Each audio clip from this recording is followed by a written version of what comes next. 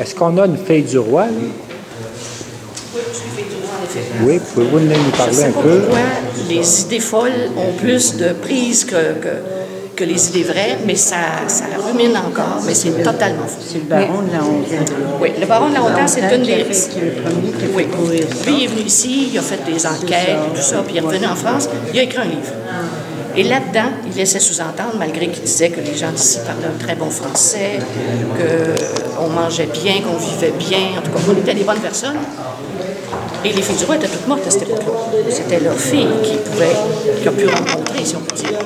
Mais il a dit qu'il avait, je sais pas, l'impression que ces femmes-là qui étaient venues en tant que filles du roi n'étaient pas des filles nettes. Donc, des femmes à la cuisse légère, on n'a pas dit des prostituées. C'est ça que je voulais poser une question, parce que le Canada entier ont tendance à dire... Bon, ça se dit en France. Ça se dit encore en France, ça se dit encore au Québec. Qui a dit même à la Société Saint-Jean-Baptiste de Ça se Montréal. dit encore dans certains cas, tout le monde en parle, il y a 2 semaines. Oui. Ici, ils avaient une volonté de faire une colonie, comme je vous disais tantôt, blanche et pure. Faire une nouvelle France, une neuve France qui serait parfaite. Alors, les religieux étaient ici, mon Dieu, bien des années avant qu'on arrive, 40 ans avant. Ils venaient pour évangéliser. Regardez comment je suis habillée. Ça, c'était la norme de l'époque au 17e. Il fallait être extrêmement pudique. Et tout ce qui était curé, évêque, quoi que ce soit, surveillait l'habillement des femmes, des pieds à la tête. Alors là, ces femmes-là qui sont venues ici, c'était pas ça. Ils les faisaient venir pour ça, ils les choisissaient pour ça. Et au bout de 10 ans de l'arrivée des filles du roi, la population ici avait triplé. Les femmes avaient 15, 17, 18, 22 enfants. Ça ne ressemble pas beaucoup à des prostituées. Ni dans l'habillement, ni dans la conduite. Pourquoi c'est resté? Qui ont tendance à vouloir, c'est surtout le monde Qui ça? Oui, mais à l'histoire, c'est ce qu'ils apprennent. Mais regardez, même en France, quand on était là au mois de juin, on était 2 semaines en France pour faire des commémorations sur les lieux, d'où sortaient les filles du roi. Moi, je vous accueillis quand je suis allée à votre accueil. Et puis, les gens nous le disaient, les chercheurs, beaucoup de gens en France pensent ça aussi. Alors, ça a eu une ténacité dans la population. On se demande comment ça se fait que c'est resté si cristallisé comme idée. Puis que même encore maintenant, il y a des gens, même j'ai entendu un historien l'autre jour à la radio, j'ai oublié le nom, il l'a répété. Alors, il faut le faire. Est-ce que... Ben oui. De la mère de Patrice Écuyer. Ah, c'est affreux. On s'est plaint. On a demandé d'avoir l'audience pour la séance suivante, d'être sur place pour demain. Il n'était pas intéressé à nous avoir. Cette idée-là, de changer En faisant ce qu'on fait. OK. Toute l'année, on s'est promené à grandeur du Québec.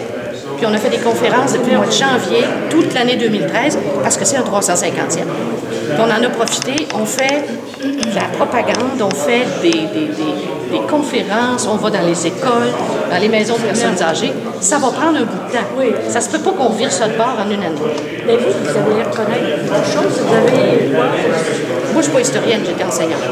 Puis ensuite, j'ai travaillé dans une centrale syndicale. Mais depuis 2008, en 2008, on a fait un colloque sur les filles du roi ici, à Québec, lors du 400e à Québec. Un colloque d'une journée, dans les murs du séminaire ici. Et M. Landry est venu de France, parce qu'il habite en France maintenant. Et beaucoup de personnes, et ça a été... Moi, les gens qui sont remarqué, c'est que ce qu'on a dit des filles du roi au 18e, ce qui a commencé à se dire sur leur dos, et dans les années qui ont suivi, ça va avec l'époque. À l'époque, les femmes, à moins d'être une religieuse ou d'une belle vieille grand-maman, les femmes étaient toujours soupçonnées d'être l'agent du mal. Hein? Puis, les femmes n'avaient pas le droit à la vie publique, puis les femmes étaient confinées à un rôle obscur, soit de religieuse, soit de mère de famille, enfermée dans sa maison. Alors, le fait qu'on ait sous-estimé à la fois les filles du roi comme toutes les autres mères de famille qui sont venues, parce que les filles du roi, là, c'était rien que des femmes comme toutes les autres qui sont venues avant et qui sont venues après. On leur a donné un surnom, ça c'est Marguerite Bourgeois qui a donné ce nom-là, mais à la toute fin du 17e, en 1697. Autrement, on les appelait des filles à marier, ce qui est la même chose qu'on dirait nous autres maintenant des filles célibataires ou veuves. Ça n'avait aucune connotation négative. C'est simplement qu'elles étaient disponibles, puis avec le courage de traverser l'océan, parce que c'était une chance de mourir, ça c'était clair. Puis de s'en venir ici, d'épouser quelqu'un qu'elle ne connaissait pas, puis de faire une famille. Donc elle avait ce courage-là. Il faut dire que leur vie était bien triste en France, alors quelque part, elles souhaitaient une vie meilleure en venant ici.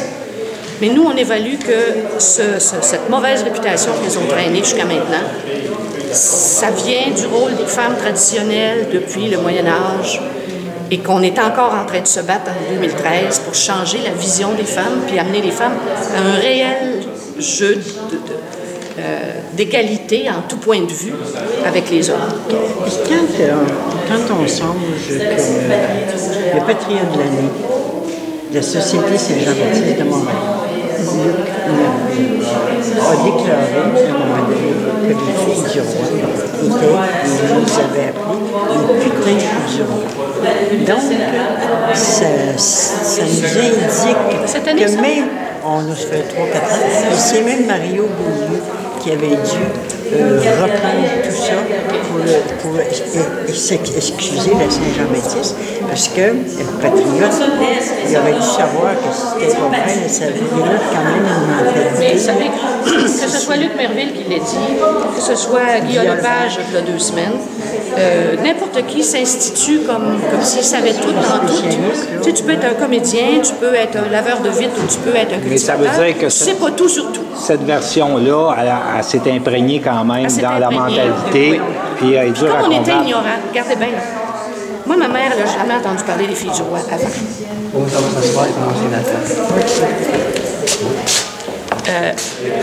Comme on était ignorants, puis qu'on ne savait pas l'histoire, on ne la connaissait pas, notre histoire. Alors, on est faillible. Tout de suite, quelqu'un nous dit « Ouais, tu connais rien là-dedans, mais moi, te le dire, moi. Ta grand-mère, tes arrière-grand-mères, c'était des descendantes de putains. Qu'est-ce que vous voulez qu'on dise? On ne savait rien sur notre histoire. Rien. Puis à l'école, du temps de ma mère et même peut-être de mon jeune temps à moi, c'était encore des choses qui se disaient, même si moi, je ne me souviens pas de l'avoir entendu moi-même. Mais voyez comment ça a eu la